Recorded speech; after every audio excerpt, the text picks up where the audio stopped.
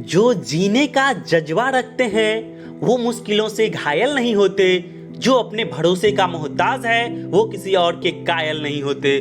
तो energy booster आपका अपना channel quiz of the day with एजे में आपका स्वागत है। और आज है 6 नवंबर और आज मैं लेकर के आया हूं बार्क एग्जाम 2021 में पूछा हुआ क्वेश्चन। और ये वीडियो हमारा खास करके डिप्लोमा इन केमिकल इंजीनियरिंग वालों के लिए है जो बार्क के एग्जाम में शामिल होंगे या जो बार्क के एग्जाम में शामिल नहीं होंगे, दोनों के लिए ये वीडियो काफी हेल्पफुल होने वाला है। क्योंकि जो एग्जाम में शामिल होंगे उनको तो क्वेश्चन के लेवल का पता चल जाएगा, उसको एग्जाम के पैटर्न का पता चलेगा। और जो लोग एग्जाम में शामिल नहीं होंगे उनके लिए ये क्वेश्चन काफी सिलेक्टेड क्वेश्चन है और इसका पैटर्न, इस टाइप का क्वेश्चन आपको किसी दूसरे एग्जाम में भी देखने को मिल सकता है। तो बिना स्किप किए हुए वीडियो को पूरा देखें, क्योंकि किसी दूसरे एग्जाम में इसका बेनिफिट होने वाला है। खास करके जो फ्रेशर्स हैं, अभी फिर अप्रेंटिसशिप का भी एग्जाम होने वाला है, तो उनके लिए भी ये क्वेश्चन काफी हेल्पफुल हो सकता है। तो वीडियो को बिना स्किप किए हुए पूरा देखें। तो चलते हैं अपने पहले क्वेश्चन की तरफ। हमारा पहला क्वेश्चन है, which of the following is correct expression for head loss in pipe flow. Pipe flow में हेड लॉस का करेक्ट एक्सप्रेशन इसमें से कौन है? ऑप्शन ए कह रहा है 4f_v²L/2gd। ऑप्शन बी है 4ρf_v²L/2gd और ऑप्शन सी है 4ρf_v²L/2d² और ऑप्शन डी है 4ρf_v²/2d²g। तो इसका जो राइट आंसर है वो है ऑप्शन ए। ठीक है, हेड लॉस का एक्सप्रेशन क्या होता है? 4f_v²L/2gd। ठीक है, तो चलते हैं अगले क्वेश्चन की तरफ। अगला क्वेश्चन है, a centrifugal pump has following specification. एक सेंट्रीफ्यूगल पंप का स्पेसिफिकेशन दिया हुआ है, स्पीड दिया हुआ है 1000 आरपीएम, फ्लो दिया हुआ है 1200 क्यूबिक मीटर पर सेकेंड और हेड दिया है 20 मीटर और पावर दिया है 5 HP। तो और कह रहा है कि अगर स्पीड इंक्रीज 1500, स्पीड को जो है 1500 कर देगा तो उसका फ्लो कितना हो जाएगा? अभी जब 1000 आरपीएम था तो फ्लो था 1200 क्यूबिक मीटर पर सेकेंड। वही कह रहा है कि जब 1000 से 1500 कर देगा तो ये 1200 से बढ़ के कितना हो जाएगा। ठीक है, तो चलते हैं थोड़ा सा अगले स्लाइड की तरफ, उसका सॉल्यूशन है। तो ये आप देख रहे हैं कि N1 दिया हुआ है, Q1 दिया हुआ है, फ्लो ये दिया हुआ है। ठीक है, तो पूछ रहा है N2 क्या होगा। ठीक है,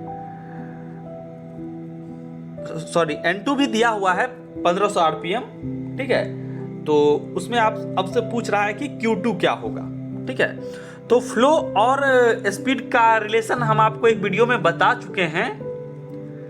ठीक है, तो उससे ये फाइनल रिजल्ट आता है Q1/N1 = Q2/N2, है ना। क्योंकि ये दोनों जो है Q और N जो है एक दूसरे का क्या है, डायरेक्टली प्रोपोर्शनल है, इसलिए Q1/N1 = Q2/N2, है ना।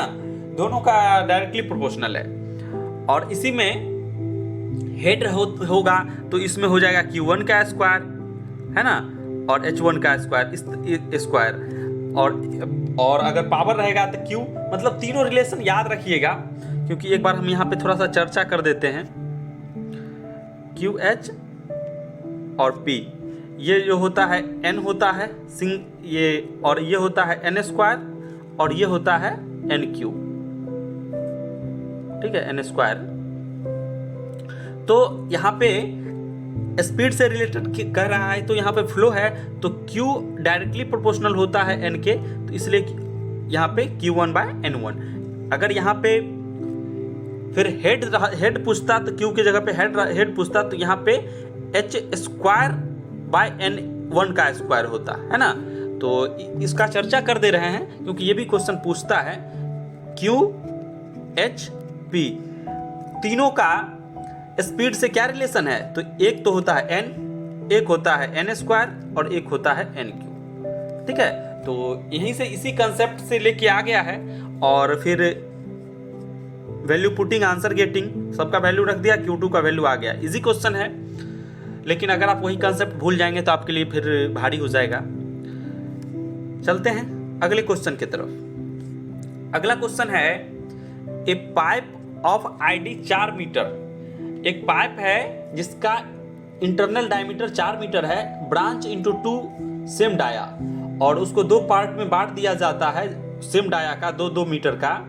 देन व्हाट इज द, मतलब एक इस तरह का पाइप है और इसको 2 ब्रांच में बांट दिया है ना, 2 ब्रांच में बांट दिया pipe. If the velocity in main pipe, और इसका वेलोसिटी दिया हुआ है 5 मीटर पर सेकेंड, तो पूछ रहा है इसका और इसका क्या होगा। एक्चुअली यहाँ पे ये दोनों इक्वल है, ठीक है ना।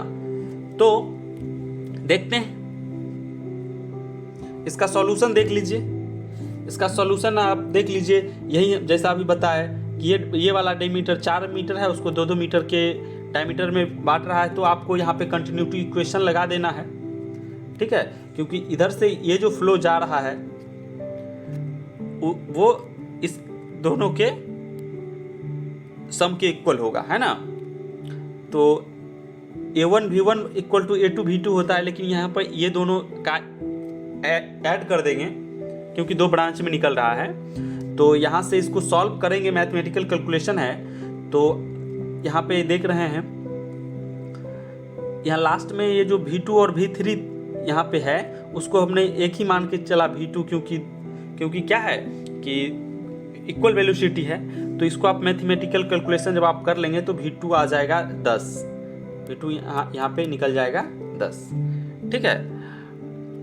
एक बार मैथमेटिकल कैलकुलेशन भी बता ही देते हैं कि एरिया जो होता है क्या, पाई d1²/4, और ये V1 यहाँ पे लिख दिया, फिर A2 का पाई d2/4 प्लस, ठीक है, प्लस है पाई d3²/4 मल्टीप्लाई V3, है ना। तो इसी तरह से यहाँ पे क्या किया, पाई/4 को कॉमन कर लिया, पाई/4 को कॉमन कर लिया, और इधर से भी कॉमन किया, तो फिर क्या हुआ, कट गया। मैथमेटिकल कैलकुलेशन है, वो तो आप लोगों को पता ही है। इस तरह से आपको V2 जो है फाइनली निकल गया 10 मीटर पर सेकेंड, ठीक है। तो इसका जो राइट आंसर हो जाएगा यहाँ पे, इसका राइट आंसर क्या हो जाएगा, बी, ठीक है। चलते हैं अगले क्वेश्चन की तरफ।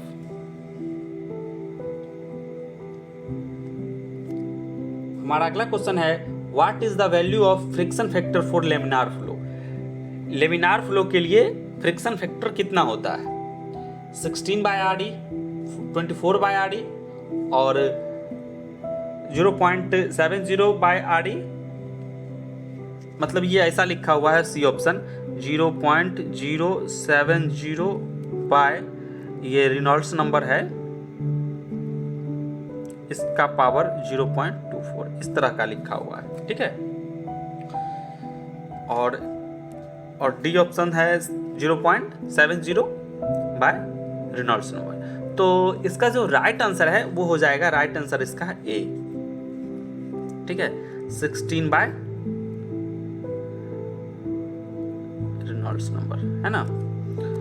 तो चलते हैं अगले क्वेश्चन की तरफ। हमारा अगला क्वेश्चन है which of the following has highest calorific value. अब इसमें से बताना है कि किसका कैलोरीफिक वैल्यू सबसे हाईएस्ट है। Option A natural gas, option B kerosene, option C fuel oil, option D tar. तो इसका जो राइट आंसर है वो है नेचुरल गैस। नेचुरल गैस का इसमें कैलोरीफिक वैल्यू हाईएस्ट है। चलते हैं अगले क्वेश्चन की तरफ। हमारा अगला क्वेश्चन है which fuel is used in fusion reactor. इसमें से कौन सा फ्यूल जो है फ्यूजन रिएक्टर में यूज किया जाता है। Option A deuterium and tritium, option B heavy water, option C plutonium 239 और थोरियम 232। तो यहाँ पे जो इसका राइट आंसर हो जाएगा वो हो जाएगा ड्यूटेरियम एंड ट्राइटियम। इसका यूज जो है फ्यूजन रिएक्टर में फ्यूल की तरह किया जाता है, ठीक है। चलते हैं अगले क्वेश्चन की तरफ।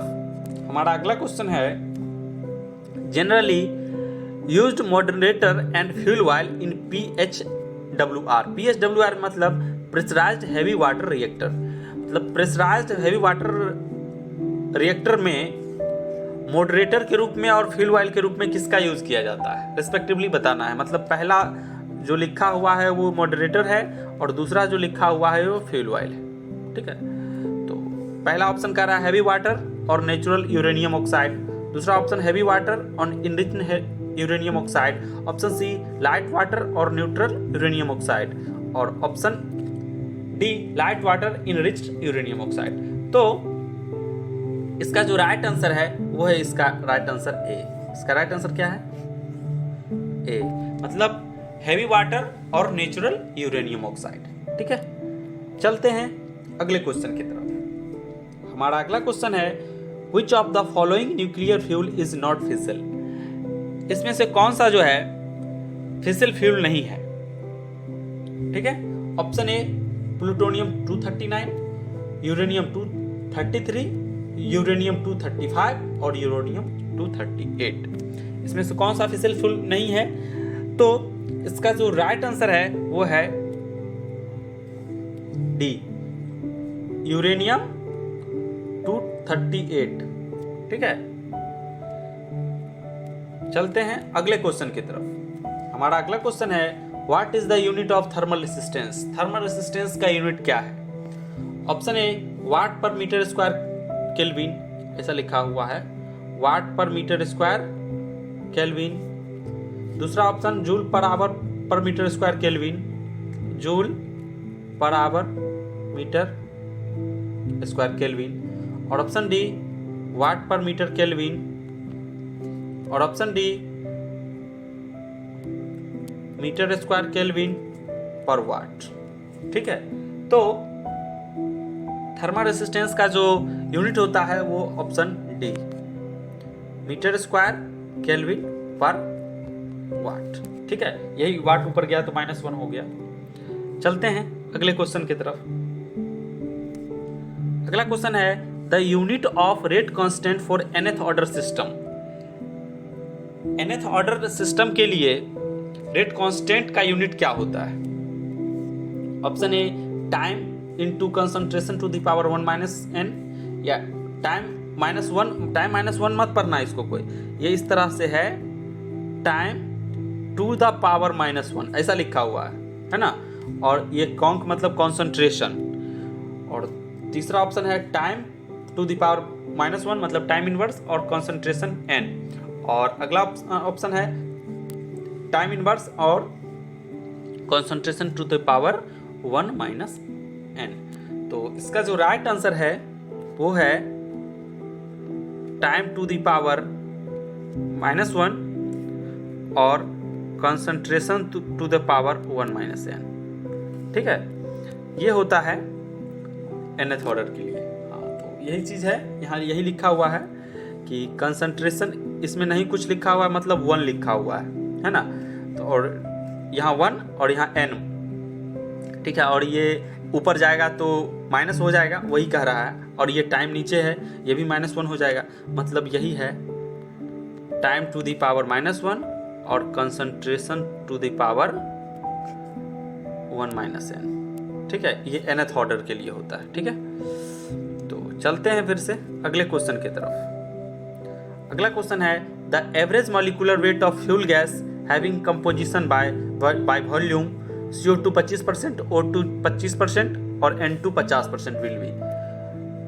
तो इसमें बताना है एवरेज मॉलिक्यूलर वेट, जिसमें CO2 25% है, O2 भी 25% है और N2 जो है 50% है। ठीक है, तो चलते हैं थोड़ा सा इसके सॉल्यूशन की तरफ। ये देख लीजिए, जब भी कोई भी गैस रहे, 1 रहे, 2 रहे, 3 रहे, 4 रहे, मतलब नहीं है उसका, जब ये एवरेज मॉलिक्यूलर वेट पूछे तो कुछ नहीं करना है, जो सब लिखा है सबसे पहले तो उसका कंसेंट लिख दीजिए कितना अमाउंट में। उसके बाद एवरेज मॉलिक्यूलर वेट निकालने में ये N1 मतलब जितना मात्रा में रहेगा उसको 100% मान के चलिए, तो जितना मात्रा में रहेगा वो उसका मॉलिक्यूलर वेट। ठीक है, जैसे CO2 है तो CO2 का 44 है ना, इसी तरह से उसका मॉलिक्यूलर वेट, और जैसे O2 है तो O2 कितना है वो और इसका मॉलिक्यूलर वेट, फिर N2 कितना है वो और उसका मॉलिक्यूलर वेट, और उसके बाद टोटल से उसमें क्या करना है, डिवाइड कर देना है। तो यहाँ पे क्या हो जाएगा, CO2 कितना है 25, तो 25 मल्टीप्लाई 44, O2 कितना है 25, तो 25 मल्टीप्लाई 32 है ना, उसका मॉलिक्यूलर वेट से मल्टीप्लाई करके टोटल कितना हुआ 25 25 50 और 50 100, तो यहाँ पे 100% कर दिया और उसके बाद निकाल गया 33, इसका आंसर आ गया। मतलब यहाँ पे जो इसका राइट आंसर हो जाएगा डी। ठीक है, तो कभी कभी 2 गैस वाला भी पूछ देता है उसका एवरेज मॉलिक्यूलर वेट निकालने वाला, तो इसी तरह से उसमें हम बनाएंगे। ठीक है, अब चलते हैं अगले क्वेश्चन की तरफ। हमारा अगला क्वेश्चन है what is the preferred material for construction of 98% H2SO4 sulphuric acid.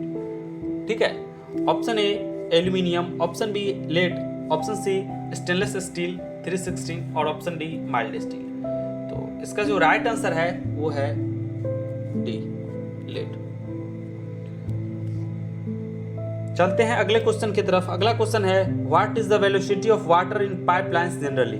Pipelines में जो है जनरली वाटर का वेलोसिटी कितना होता है। ऑप्शन ए 0.10 से 0.50, ऑप्शन बी 1 से 2 मीटर पर सेकेंड, ऑप्शन सी 20 से 30 मीटर पर सेकेंड, ऑप्शन डी 15 से 20 मीटर पर सेकेंड। तो इसका जो राइट आंसर है जनरली वो 1 से 2 मीटर स्क्वायर पर सेकेंड होता है, 1 से 2 मीटर पर सेकेंड। ठीक है, चलते हैं अगले क्वेश्चन की तरफ। हमारा अगला क्वेश्चन है the amount of radioactive material having a half life of 100 year remaining after 400 year will be of its original value. कह रहा है एक रेडियोएक्टिव मटेरियल है जिसका हाफ लाइफ जो है 100 ईयर है। ठीक है, तो कह रहा है कि 400 ईयर बाद जो है सो उसका ओरिजिनल वेट का कितना हो जाएगा। ठीक है, तो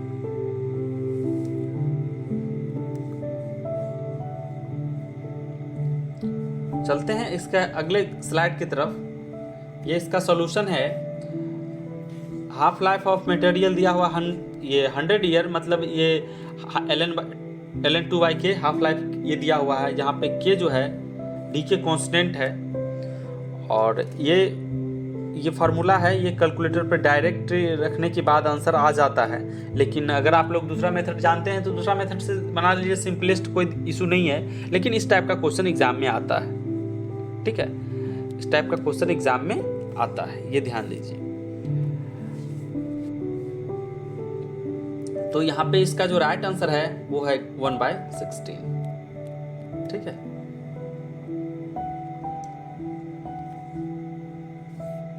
चलते हैं अगले क्वेश्चन की तरफ। अगला क्वेश्चन है 1 kilogram of water at 0 degree C change to super heated steam of 1 atm and pressure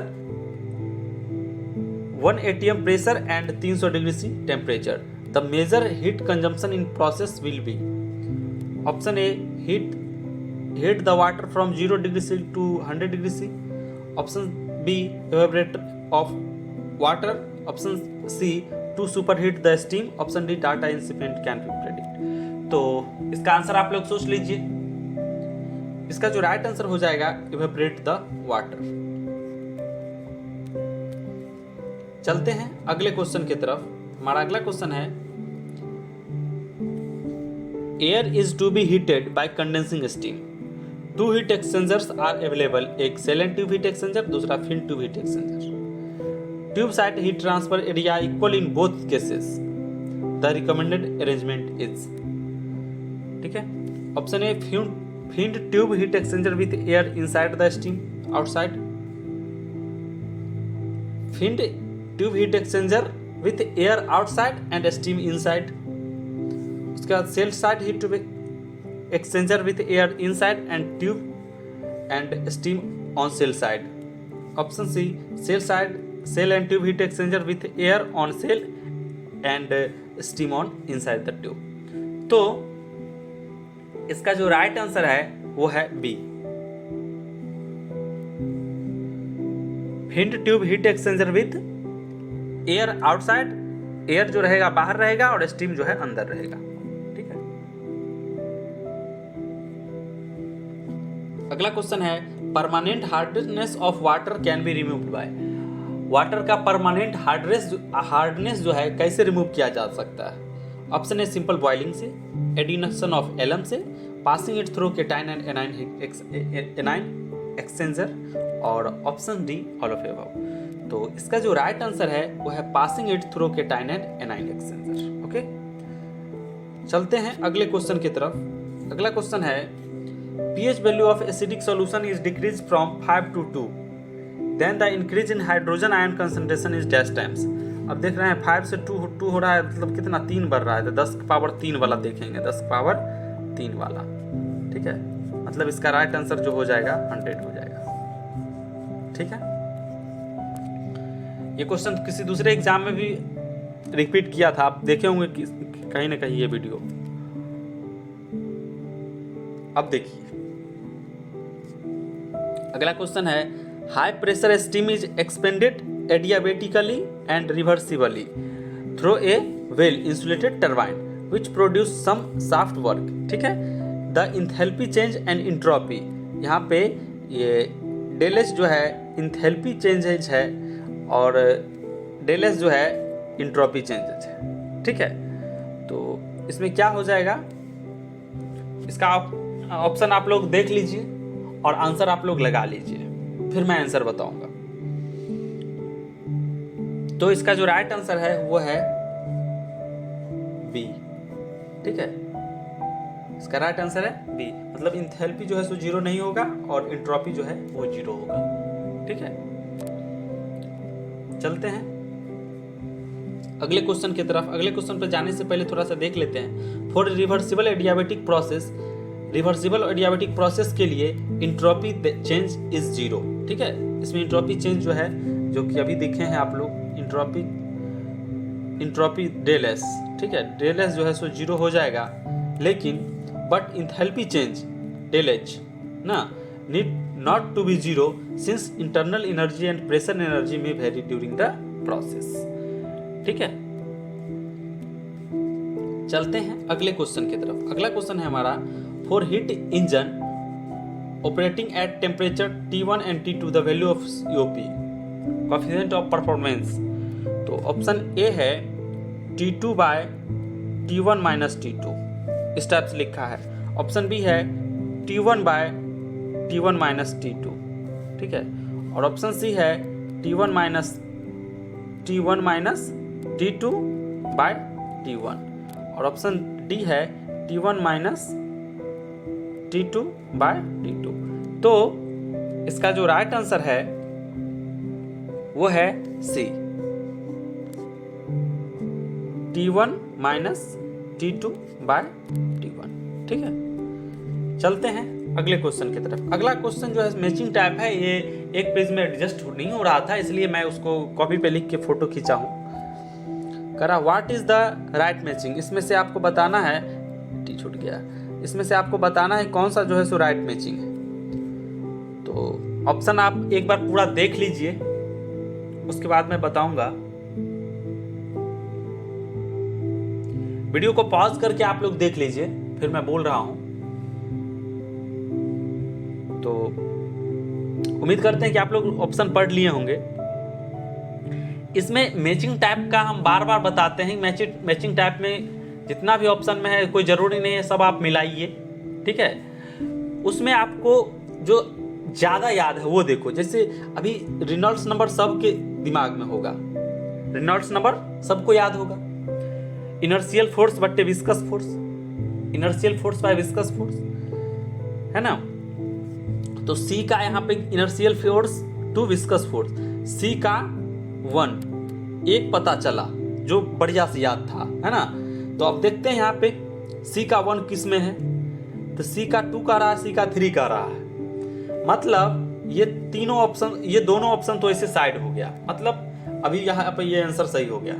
exam में आप इसी तरह से मैचिंग टाइप इसी तरह से बनाइएगा। मैचिंग टाइप में जो आपको बिल्कुल अच्छे से याद हो उसका आप पहले ढूंढ लीजिएगा, एक दो ऑप्शन तो ऑलरेडी साइड हो जाएगा, है ना। चलते हैं अगले क्वेश्चन की तरफ। अगला क्वेश्चन है what is the correct match, फिर बताना है करेक्ट मैच इसमें से कौन सा है ना।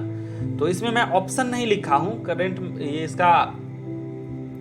तो आप लोग जानते हैं कंडेंसेशन जो है सो पॉलीमर से रिलेटेड है ना। और हाइड्रोक्रैकिंग जो है, हाइड्रोक्रैकिंग ये पेट्रोलियम इंडस्ट्री में होता है। तो और स्टीम रिफॉर्मिंग तो पेट्रोकेमिकल इंडस्ट्री में होता है। तो इसका जो सही आंसर हो जाएगा ए का दूसरा, बी का ये, ठीक है। और ऐसे ही आप मैचिंग टाइप वाला बनाइएगा, जैसे कि कंडेंसेशन पॉलीमर वाला आया तो आपको ध्यान देना है कि सी का 3 किसका किसका, एक आधा ऑप्शन तो ऑलरेडी घट जाएगा, ठीक है। तो चलते हैं अगले क्वेश्चन की तरफ। अगला क्वेश्चन है which of the following controller has 0 offset but maximum deviation. बताना है कि किसमें 0 ऑफसेट है और डेविएशन मैक्सिमम होता है। Option A PI controller, option B P controller, option D PD और ऑप्शन डी पीआईडी। तो इसका जो राइट आंसर है वो है पीआई कंट्रोलर, ठीक है।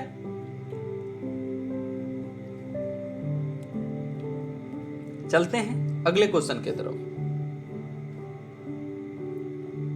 हमारा अगला क्वेश्चन है द रिवर्सिबल एक्सोथर्मिक रिएक्शन, ठीक है। ए प्लस बी मतलब इस टाइप का है ये, ए प्लस बी रिवर्सिबल है तो दोनों तरफ से एरो होगा, और सी इस टाइप का reaction. The rate of reaction increases as, तो इसमें रेट ऑफ रिएक्शन बढ़ेगा कैसे, जब हाई प्रेशर और हाई टेम्परेचर हो। ऑप्शन बी जब लो प्रेशर और हाई टेम्परेचर हो, ऑप्शन सी लो प्रेशर और लो टेम्परेचर हो, ऑप्शन सी हाई प्रेशर और लो टेम्परेचर हो, ठीक है। तो इसका आंसर आप लोग लगा लीजिए, मैं आंसर बताऊंगा।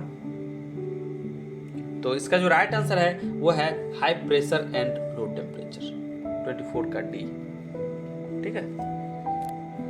चलते हैं अगले क्वेश्चन की तरफ। हमारा अगला क्वेश्चन है temperature of red hot moving material can be measured by. Moving material का टेम्परेचर जो है, जो पूरा एकदम रेड हॉट होता है, वो इस मटेरियल का कैसे निकालता है temperature. Option A thermocouples, radiation pyrometers, mercury thermometer से और नन ऑफ दिस। तो इसका जो राइट आंसर है वो है रेडिएशन पायरोमीटर, ठीक है। चलते हैं अगले क्वेश्चन की तरफ। हमारा अगला क्वेश्चन है in nuclear boiling regime the heat flux is proportional to del T, और इस तरह से लिखा हुआ है del T square, del T cube और del T to the power 4, ठीक है। तो इसका जो राइट आंसर है वो है सी, डेल टी क्यू, ठीक है। चलते हैं अगले क्वेश्चन की तरफ। अगला क्वेश्चन है ए globe valve is most suitable for application in which. Option A flow control is required, fluid contains dispersed solid particle. Option C valve is required to be either fully open or closed. Option D one way flow control is required. तो इसका जो right answer हो जाएगा वो हो जाएगा 27 का ए, ठीक है। चलते हैं अगले क्वेश्चन की तरफ। अगला क्वेश्चन है in fluid flowing pipe the heat transfer occurred by. Fluid flowing pipe में हीट ट्रांसफर कैसे होता है, कंडक्शन एंड नेचुरल कन्वेक्शन से, या सिर्फ कंडक्शन से, या कंडक्शन एंड फोर्स्ड कन्वेक्शन से, या नेचुरल कन्वेक्शन ओनली। तो इसका जो राइट आंसर है वो है कंडक्शन एंड फोर्स्ड कन्वेक्शन से, ठीक है। ये इसका राइट आंसर है। चलते हैं अगले क्वेश्चन की तरफ। अगला क्वेश्चन है डाइटस बोल्टर equation used for the determination of heat transfer coefficient is valid. Option A for fluid in laminar flow, for fluid in turbulent flow, when Grashof number is very important, for liquid metal. तो इसका answer आप लोग तो जानते ही हैं कि turbulent flow के लिए डाइटस बोल्टर इक्वेशन यूज किया जाता है, ठीक है। चलते हैं अगले क्वेश्चन की तरफ। अगला क्वेश्चन है मास ट्रांसफर कोएफिशिएंट के अकॉर्डिंग टू पेनिट्रेशन थ्योरी के अकॉर्डिंग ये जो होता है d टू द पावर 0.5, या फिर कहीं कहीं लिख देता सकता है d पे पावर 1/2, या कहीं कहीं लिख देगा √d, सब बराबर है, ठीक है, घबराना नहीं। तो यहाँ पे इसका राइट आंसर हो जाएगा डी सॉरी ए।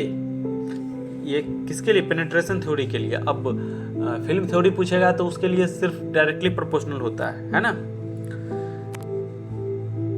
चलते हैं अगले क्वेश्चन की तरफ। हमारा अगला क्वेश्चन है the slope of rectifying section of distillation column is always. Distillation column में के रेक्टिफाइंग सेक्शन का स्लोप जो है हमेशा कैसा होता है? 0 होता है, इनफाइनाइट होता है, लेस देन 1 होता है, ग्रेटर देन। तो इसका जो राइट आंसर है वो है इनफाइनाइट।